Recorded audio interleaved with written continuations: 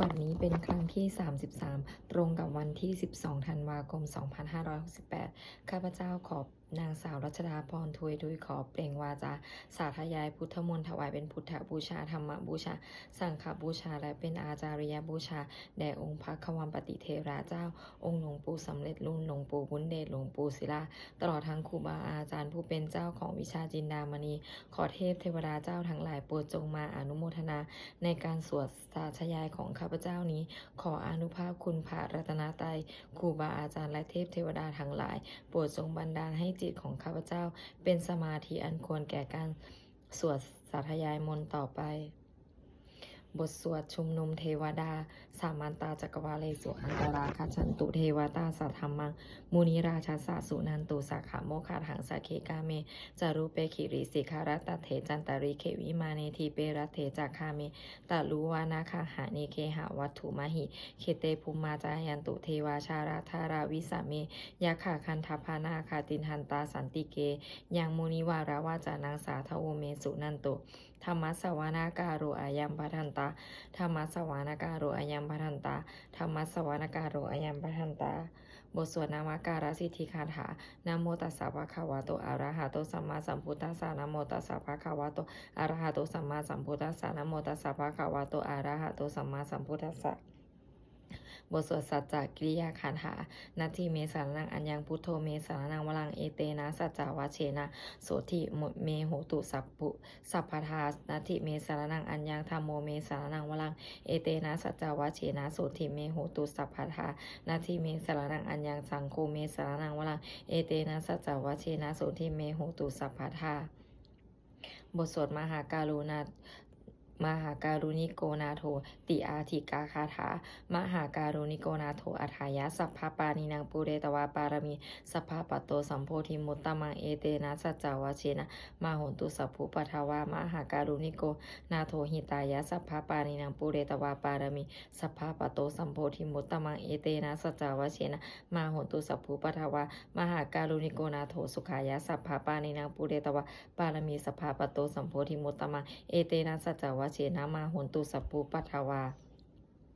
บทสวดมหาสมัยสูตรเอวัมเมสุตังเอกังสัมมายังภะคะวาสเกสุวิหารติกาปีละวัตถุสมิมหาวาเนมหาตาภิกขุสังเคนะสัตถิงปัจจามาเตหิภิกขุสัตเตหิสัพเพหิวะอรหันเตหิทัสสหิจาโรกาธาตุหิเทวตาเยปุเยนะสนิปติตาโหติภะคะวันตังทัสสนายะภิกขุสังคัญจาอาราโกจตุนังสุทธาวาสกายิกานังเทวานังเอตถาโหสีอายังโขภะคะวาสเกสุวิหารติกาปีละวัตถุสมิมหาวาเนมหาตาภิกขุสังเคนะสัตถิงปัจจามาเตหิวิกุสเตหิสัพเพหิวะอรหันเตหิทัสสหิจโลกาธาตุหิเทวตาเยปุเยนะสันนิปติตาโหติภาคาวันตังทัสสนายะภิกขุสังคัญจายโนนะมะยังปิเยนะภาคาวาเตนุปสังกาเมยามาอุปสังกามิตวะภาคาวะโตสันติเกปัจเจกคาถาภาเสยมาติอาทโคตาเทวตาเสยถาปีนามาภาราปุริโสสัมมัญชิตังวาภาหังปัสสาเลยะปัสสาลิตังวาภาหังสามิเชยะเอวาเมวะสุทาเวเสสุเอเวสุอันตาราหิตาภะคะวะโตปุระโตปะตุระหังสุอาราโคตาเทวตาภะคะวันตังอภิวาเทตวะเอกามันตังอาหังสุเอกามันตังทิตาโคเอกาเทวตาภะคะวะโตสันติเกอิมังกะถังอภาสิมหาสมัยโยปวานาสมิงเทวกายะสมาคตาอาคาตมหาอิมังธรรมะสัมมายังทกิตายีวะอปาราชิตาสังคันติอาราโคอปาราเทวตาภาควะโตสันติเกอิมังกัหังอาภาสิตตาลาภิกขโวสัมมาทาหังสุติตังอัตตโนอุชุกัมมังกังสุสาราธิวาเนตานิขายหิตวาอิทิยานิรักขันติปันทิตาติอาราโคอาปาราเทวตาภาควะโตสันติเกอิมังกัหังอาภาสิเชตวาคีรังเชตวาปาริคังอิทาคีรังโอหัจจามะเมชาเตจารันติสุทาวิมาราจักขุมาตาสุทันตาสุสุนาคาติอาราโคอาปาราเทวตาภาควะโตสันติเกอิมังกัหังอาภาสิเยเกจิพุทธังสารนังคาตาเสนาเตคามิสันติอปายะภูมิปหายามานุสังเทหังเทวากายังปาริปุเรสันติติอาราโคภาคาวาภิกขุอามันเตสิเยปุเยนะภิกขเวทัสสสุโลกาธาตุสุเทวตาสันนิปติตาโหติตถาคตังหัสสนายะภิกขุสังคัญจะเยปิเตภิกขเวอเหสุงอาติตามัทานังอาราหันโตสัมมาสัมพุทธาเตสัมปิภาคาวันตานังเอตปารามยวะเทวตาสันนิปติตาเหสุงเสยถาปิไมหังเอตาระหิเยปิเตภิกขเวภวิสันติอนาคตามัทานังอาราหันโตส สัมมาสัมพุทธะเตสัมปีภะคะวันตานังอิตาปารามาเยวะเทวตาสันนิปติตาภวิสันติสยถาปิมายหังอิตาไรหิอาจิกิสามิภิกขเวเทวากายานังนามานิกิตายิสามิภิกขเวเทวากายานังนามานิเทศิสามิภิกขเวเทวากายานังนามานิตังสุนาถาสาธุกังมานาสิกาโรธาภาสิสาเมติเอวัมหันติติโคภิกขุภะคะวะโตปัจจสสงภะคะวะอิตาทาวะจะสีโลกามานุกัสสานิยะถาภูมาตาสิสิตาเยสิตากิริคาพาลังปะหิตตาสมาหิตาปุถุสีหาวะสลีนาโลมาหังสาพิสัมพุโนโอทาตมานาสาสุทาวิปัสสนามานาวิลาพิญโยปเจจะปัญจสเตยตวาวาเนกัปปิลาวะทเวตโตอามตยิสทาสาวเกสาสเนลเตเทวากายาอภินกตาเตวิชนาทาพิขโวเตจะอาตาปามังกรุงสุตวะพุทธัสสะศาสนังเตสัมปตุระหุยานังอามานุสานาทัสสนังอเปเกสตาอเปเกสัตตมาทาคุงสหัสสังอาสะอาทาสัตตริงสาตังเอเกสหัสสานาอามานุสานามาทาคุงอเปเกนันตามาทาคุงทิสาพพาพุทธาหุงตันจัสัมพังอภิญญาวะคิตวานาจักกุมาตโตอามันตยิสทาสาวเกสาสเนลเตเทวากายอภินกตาเตวิชนาถาภิกขโวเยวหังกิตายิสามิกิราหินุอนุปปัตปุพโสสัตตสหัสสาวยะขะยะขาภูมากับปิลาวัทวะอิทิมันโตชุติมันโตวันวันโตยัสสิโนมุธามานาอภิกมุพิคูนางสามีติงวานางชัสสหัสสาหิมาวตายะขานานาตวานิโนอิทิมันโตชุติมันโตวันวันโตยัสสิโนมุธามานาอภิกมุพิคูนางสามีติงวานางสาตาคีลาติสหัสสายะขานานาตวานิโนอิทิมันโตชุติมันโตวันวันโตยัสสิโนมุธามานาอภิกมุพิคูนางสามีติงวานาอิเตเตโสลาสสหัสสายะขานานาตวานิโนอิทิมันโตชุติมันโตวันวันโตยัสสิโนมุธามานาอภิกมุพิคูนางสามีติงวานางเวสามิตาปัญจสตายะขานานาตวานิโนอิติมันโตชุติมันโตวันวันโตยัสสิโนมุธามานาอภิกมุพิคูนางสามีติงวานางกุมพิโรราชาไขโกเวปุลสานิเวสานังพิโยนังสัตตาสหัสสังยะขานางปยิรูปัสสติกุมพิโรราชาคาหิโกโสปาคัสสมิติวานางปุริมันจาทิจังราชาทัตตาลโทปัสสสติกันดพานังอธิปติมหาราชายสสิโสปุตตาปิตัสสะภาโวอิทานามาภาปาราอิติมันโตชุติมันโตวันวันโตยัสสิโนมุทามานาอภิกมุพิกุณาสามิติวานังทักกินันจาทิสังราชาวิรุณโหตัปปัสสสติกุมปทานังอธิปติมหาราชายสสิโสปุตตาปิตัสสะภาโวอิทานามาภาปาราอิทิมันโตชุติมันโตวันวันโตยัสสิโนมุทามานาอภิกมุพิขุนางสามิติงวานางปัญชีมันจาที่สังราชาวิรูปโคปัสสสตินาคานางอธิปติมหาราชายสสิโสปุตตปิตัสสะภาโวอินทานามาภาภราอิติมันโตชุติมันโตวันวันโตยัสสิโนมุทามานาอภิกมุพิขุนางสามิติงวานางอุตตาลัญจาที่สังราชากุเวโรตัปปัสสสติยะขานางอธิปติมหาราชายสสิโสปุตตปิตัสสะภาโวอินทานามาภาภราอิติมันโตชุติมันโตวันวันโตยัสสิโนมุทามานาอภิกมุพิขูนางสามีติงวานางปุริมาทิสังทาตาลโทปะคิเนนาวิรุหักโกปชิเมนาวิรุปโกกูเวโลอุตตลังทิสาจัตตาโลเตมหาราชาสามันตาตตุโลทิสาทัพทานลามานาอสังโสวานิกปิลาวัทเวตโตเตสังมายาวิโนทัสสะอาคูวันจานิกาสัทธามายากุเดนทุเวเดนทุวิภูจะวิภูโตสหจันทโนกามาเสโทจะกินุคันทูนิคันทุจะปานาโทโอปะมัญโยจะเทวสุโตจะมาตาริจิตาเสโนจะคันทัพโพนาโรราชาชโนสัพโพอาคูบัญจสีโคเจวาติมพารุสุริยวัชชาสาเอเตจันเนจาราชาโนคันทพาสหาราชุพิมุทามานาอภิกมุพิคูนางสามีติงวานางอาหาคุนาภาษานาคาเวสาราสหตัชกากัมภาราสัตตราอาคูปายาคาสหายติปิยามุนาทัตตารัฐาจะอาคูนาคายสสิโนเอลาวันโนมหานาโกโสปาคาสมิติงวานางเยนาคาราเชสหาสาหารันติทิพาทิชาปคิวิสุทธจักคูเวหายสาเตวานามาชะปตาจิตาราสุปนาอิติเตสะนามังอาภยานัตถานาคาราชานามาสิสุปันนาโตเขมามากาสิพุทโธสนะสนาหาหิวาจาหิอุปาวะหยันตานาคาสุปันนาสารานามากังสุพุทธังชิตาวาชิลาหัตเถนะสมุทังอโสราชิตาภาตาโรวาสาวะเสเตอิทิมันโตยะสัสสิโนการากัญชามหาพิสมาอโสราธานาเวคานาสาเวปจิติสุจิติจาปหาราโทนมูจีสหัสตันจะภาริปุตตานังสัพเพเวโรจานามากาสันนาหิตวาภาริเสนาราหุพาถามุปาขามุสมายุทาธานีพันตันเทเตพีคูนางสามิติงวานางอาโปจัเทวาจะ อโปจาเทวาปัทวีจะเตโชวโยตถาคมุงวาลุนาวาลุนาเทวาโสโมจะยะสัสสาสหเมตตากะลุนากายิกาอากูเทวายะสัสสิโนทัสสิเดทัสสทากายาสพเพนานาตาวานิโนอิติมันโตชุติมันโตวนาวันโตยะสัสสิโนมุทมานาอภิกรรมุภิกุณาสามีติงวนาเวทุจะเทวาสหาลีจะอาสามาจะทุเวยามาจันทสุปานิสาเทวาจันทามาคุปุลกิตาสุริยสุปานิสาเทวาสุริยมาคุปุลกิตานักขตานิปุลกิตวะอากูมันทะละวะหากาวาโสนางวาสโวเสโทสักโกปาขะปุรินทโททัสเสเดหะสถากายะสพเพนานาตวานิโนอิทิมันโตชุติมันโตวนาวันโตยะสัสสิโนมุทามานาอภิกรรมุภิกุณาสามีติงวนาอาถาคูสหภูเทวาชาลามาคิสิขาลิวะอลิทากาจาโลชาจะอุมาปุพานิภาสิโนวาลุนาสหธรรมาจะอตุตาตาอเนชกาสุเลยาลุจิลาอาคูวาสเนสิโนทัสสิเตหะสถากายะสพเพนานาตวานิโนอิทิมันโตชุติมันโตวนาวันโตยะสัสสิโนมุทามานาอภิกรรมุภิกุณาสามีติงวนาสามานามหาสามานามนุสามนุสุตตมาคิถาปทุสิกาอาคูมาโนปทุสิกาอาถาคูหันรโยเทวาเยจาโลหิตวาสิโนปาราคามหาปาราคาอาคูเทวายะสัสสิโนทัสสิเตหะสถากายะสัพเพนานาตวานิโนอิทิมันโตชุติมันโตวันนาวันโตยะสัสสิโนมุทามานาอภิกรรมุภิกุณาสามีติงวนาสุกาการุมหาอารุณาอาคูเวคานาสาสหะโอทาตะไขยหาปาโมคาอากุเทวาวิจักขณะ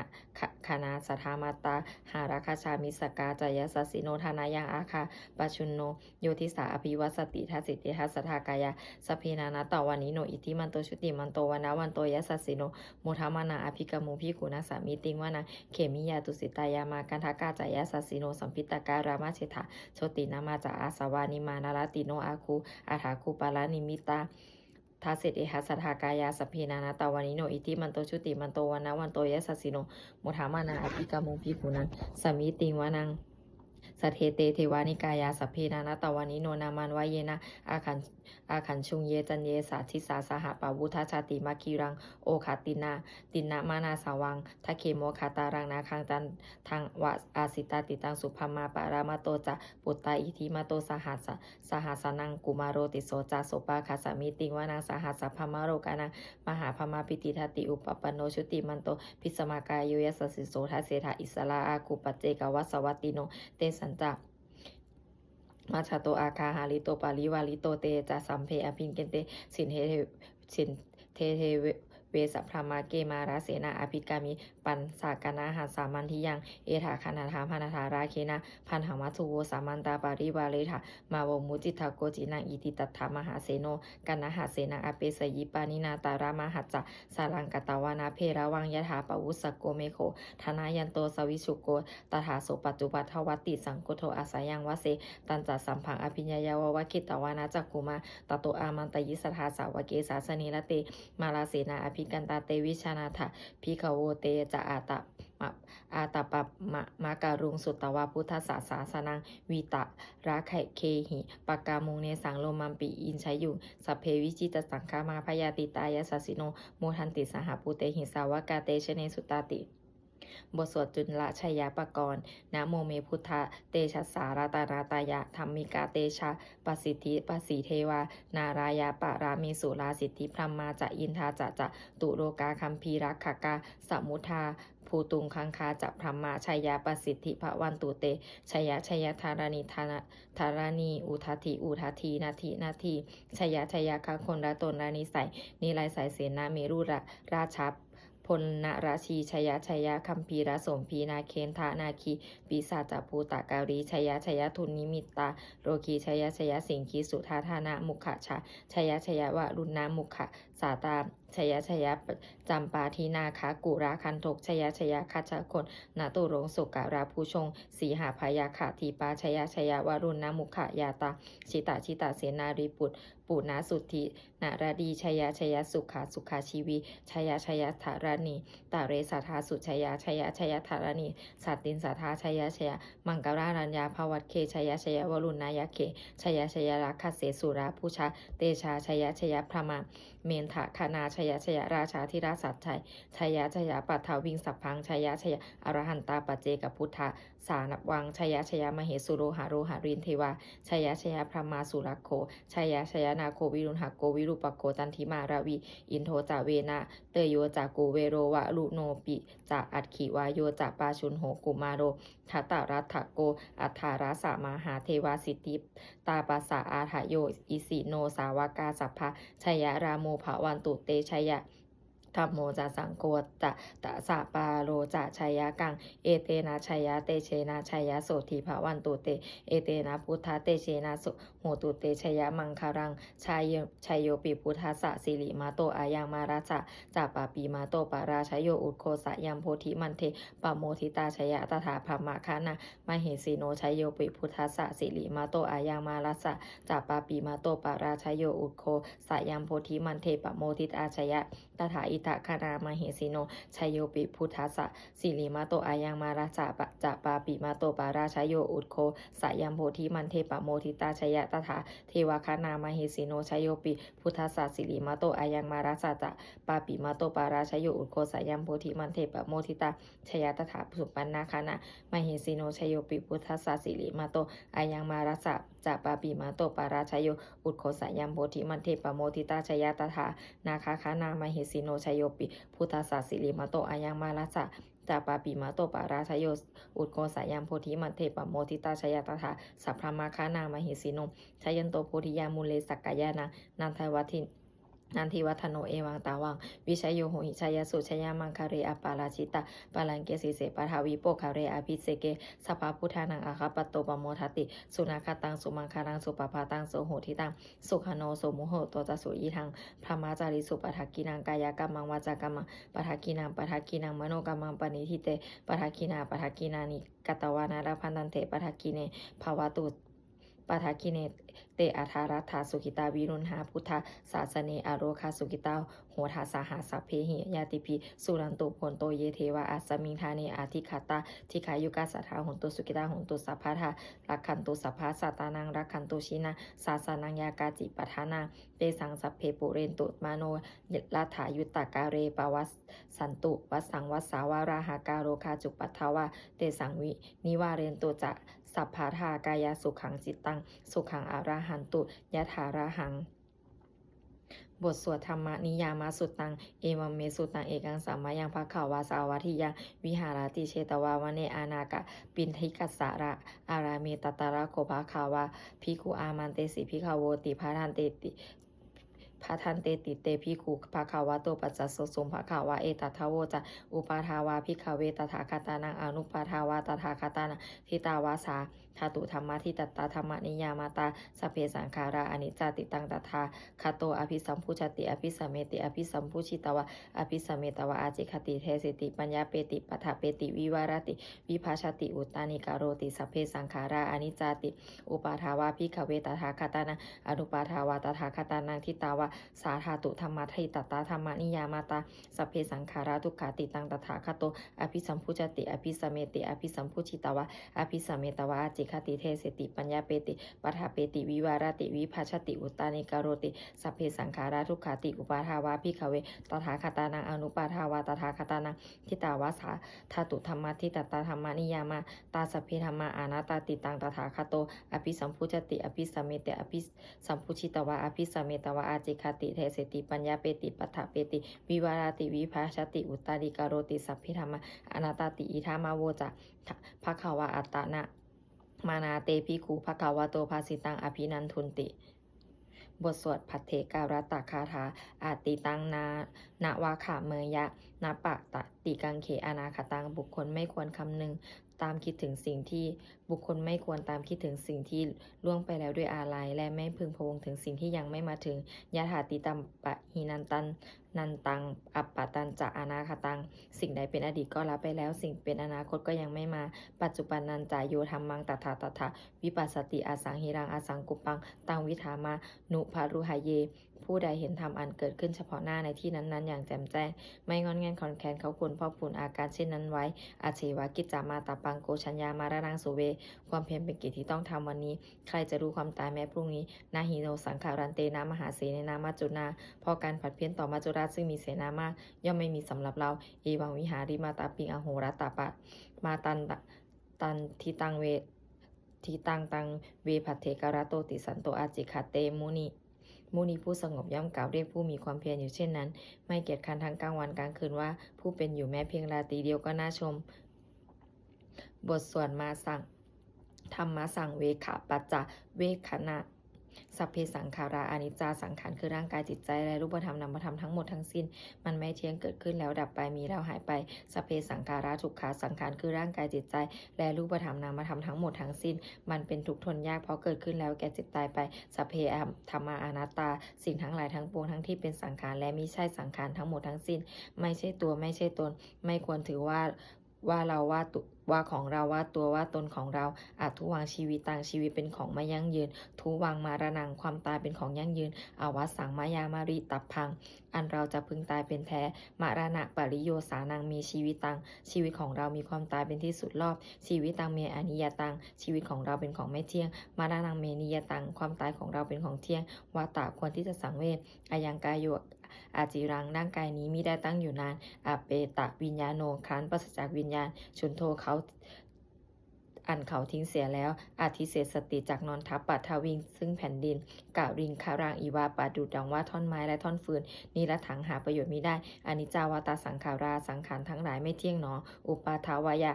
ธรรมิโนมีความเกิดขึ้นแล้วมีความเสื่อมไปเป็นธรรมดาอุปชิตวานิรุชันติขันเกิดขึ้นแล้วย่อมดับไปเตสังวูปัสสโมสุขโคความเข้าไปสงบระงับสังขารทั้งหลายเป็นสุขอย่างยิ่งสัพเพสัตตามารันติจะสัตว์ทั้งหลายทั้งปวงกำลังตายอยู่มาริงสุจามาริสาเลที่ตายแล้วและกำลังจะตายตาเถวะหังมาริสามิเราก็จักตายอย่างนั้นเหมือนกันนัตถิเมเอทาสังสยโยความสงสัยในความตายนี้ย่อมไม่มีแก่เราเลยบทสวดเมตตายังกินจิกุสารังกัมมาสะเพหิภะเตหิกตังปุญญโนอานุโมทันตุสุนันตุโพนโตเยเทวาอัสสมิงทาเนอธิคาตาธิคายุกาสัทธาโหนตุสุกิตาโหนตุทุกขาปะโมจันตุมาตาปิตาสุกิตาโหนตุทุกขาปะโมจันตุสัพเพยาติกาสุติกาโหนตุทุกขาปะโมจันตุสัพเพอายาติกาสุกิตาโหนตุทุกขาปะโมจันตุสัพเพปิสาสัพเพยัคฆาสัพเพเปตาสุกิตาโหนตุทุกขาปะโมจันตุสัพเพอาจาริยุปปัชฌายะสุกิตาโหนตุทุกขาปะโมจันตุสัพเพนัคขตาสุกิตาโหนตุทุกขาปะโมจันตุสัพเพเทวาสุกิตาโหนตุทุกขาปะโมจันตุสัพเพสามะตีนางสามิชันตุโวบทสวดบูชาหลวงปู่ทวดนะโมโพธิสัตโตอาคันติมายาอิติภควานะโมโพธิสัตโตอาคันติมายาอิติภควานะโมโพธิสัตโตอาคันติมายาอิติภควาบทสวดปฏิทานาคาถายาเทวตาสันติวิหาราวาสินีถูเปกคาเรโพธิคาเรตาหิงตาธรรมะทาเนนาภาวันตุปูชิตาโสทิงกโรนเตทาวิหารามันทะเรเทราจะมัชชานาวากาจะพิขโวสารามมีกาธานาปฏิอุปสากาคามาจะเทสานิคามาจะอิสราสัมปานาภูตาสุกิตาโหนตุภาวันตุสุกิตาภาวันตุเตชาราพุชายเยปิจะอันทาสัมภาวาสังเสทาชาตาอัฏฐาวปะปาติกานิญานิกังธรรมวารังปกิจจเตสัมเพปิทุกขสะการุนตุสังขายังทาตุจิรังสัตตังธรรมโมธรรมัทธาราจัปุคาราสังโฆโหตุสามะโควะอาทายะจะหิตายะจะอัมเหรักขตุสัทธรรมโมสัพเพปิธรรมจาริโนวุทิงสัมปาปุเนยามะธรรมเมอริยปะเวทิเตปัสสันนาโหนตุสัพเพปิปานิโนพุทธศาสเนสัมมาทารังปะเวชันโตกาเรเทโวปวัสสันโตวุธิภาวายะสัตตานังสามีทางเนตุเมธานินิงมาตาปิตาจะอัตตราชังนิจังรักขันติปุตตะกังเอวังธรรมเมนาราชาโนปชังรักขันตุสัพพทาบทสวดเทวตาอุโยชนะคาถาทุกขปัตตาจานิทุกขพายาปัตตาจานิพยาโสกปัตตาจานิโสกะโหนตุสัพเพปิปานิโนเอตาวตาจะอามิหิสัมปตังปุญญาสัมปทังสัพเพเทวานุโมทันตุสัมภาสัมปฏิสิทธิยาทานังทาทันตุสัทายะสีลังละขันตุสัพพทาภาวานาภาริตาโหนตุคัจฉันตุเทวตาคตาบทสวดสุมังคาราคาตาคาถาโหตุสัพพังสุมังคารังรักขันตุสัพพะเทวตาสัพพพุทธานุภาเวนะโสติโหนตุนิรันตารังโหตุสัพพังสุมังคารังรักขันตุสัพพะเทวตาสัพพะธรรมานุภาเวนะโสติโหนตุนิรันตารังโหตุสัพพังสุมังคารังรักขันตุสัพพะเทวตาสัพพะสังฆานุภาเวนะโสติโหนตุนิรันตารัง สัพเพพุทธาภรปัตตาปัจเจกานันจายังพรังอรหันตานันจเตเชนะระขังพรามิสัพพโสสัพเพพุทธาภรปัตตาปัจเจกานันจายังพรังอรหันตานันจเตเชนะระขังพรามิสัพพโสสัพเพพุทธาภรปัตตาปัจเจกานันจายังพรังอรหันตานันจเตเชนะระขังพรามิสัพพโสสัพเพพุทธาภรปัตตาปัจเจกานันจายังพรังอรหันตานันจเตเชนะระขังพรามิสัพพโสสัพเพพุทธาภรปัตตาปัจเจกานันจายังพรังอรหันตานันจเตเชนะระขังพรามิสัพพโสสัพเพพุทธาภรปัตตาปัจเจกานันจายังพรังอรหันตานันจเตเชนะระขังพรามิสัพพโสสัพเพพุทธาภรปัตตาปัจเจกานันจายังพรังอรหันตานันจเตเชนะระขังพรามิสัพพโสสัพเพพุทธาภรปัตตาปัจเจกานันจายังพรังอรหันตานันจเตเชนะระขังพรามิสัพพโสสัพเพพุทธาภรปัตตาปัจเจกานันจายังพรังอรหันตานันจเตเชนะระขังพรามิสัพพโสด้วยอำนาจแห่งบุญกุศลที่ข้าพเจ้าได้สวดสาธยายพระพุทธมนต์นี้ข้าพเจ้าขอน้อมเกล้าอุทิศถวายเป็นพระราชกุศลแด่สมเด็จพระนางเจ้าสิริกิติ์พระบรมราชินีนาถพระบรมราชชนนีพันปีหลวงผู้เสด็จสู่สวรรคาลัยขออานิสงส์แห่งบุญกุศลนี้จงเป็นสัพพะสิริมงคลแก่ข้าพเจ้าให้แคล้วคลาดปลอดภัยจากทุกข์โศกโรคภัยอันตรายทั้งปวงให้มีแหล่งรายได้อันสุจริตมั่นคงเป็นสัมมาอาชีพอันชอบธรรมคำว่าไม่มีอดอยากยากจนขออย่าได้มีแก่ข้าพเจ้าขอให้ข้าพเจ้ามีสัมมาทิฏฐิตั้งมั่นในพระธรรมคำสอนแห่งองค์สมเด็จพระสัมมาสัมพุทธเจ้าดำรงอยู่ในความดีงามตลอดกาลนานอีกทั้งขอเทพเทวดาทั้งหลายผู้ได้อนุโมทนาสาธุการในบุญกุศลนี้โปรดประสิทธิ์ประสาทพรน้อมส่งอานุภาพแห่งมงคลไปสู่วัตถุมงคลพระปิตายอดเศรษฐีทั้งฝ่ายไทยและฝ่ายลาวรวมถึงวัตถุมงคลทั้งปวงที่สามสิ่งอมุเรตได้จัดสร้างขึ้นให้เปี่ยมด้วยพุทธานุภาพเทวานุภาพและฤทธานุภาพอันศักดิ์สิทธิ์อำนวยผลให้เป็นสิริมงคลแก่ผู้ครอบครองและบูชาทุกประการเทอญ